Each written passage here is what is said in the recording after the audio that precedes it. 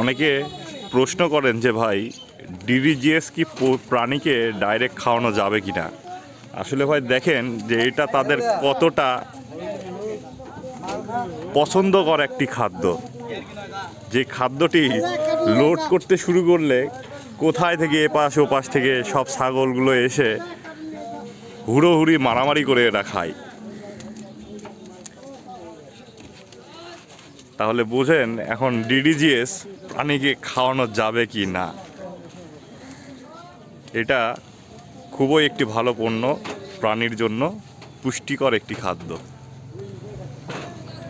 যেটি fat, protein, mineral পূরণ করে, তাদের শারীরিক চাহিদাটা পূরণ করে। কোনো সমস্যা নেই, আপনারা খাওয়াতে পারেন। ধন্যবাদ সবাইকে।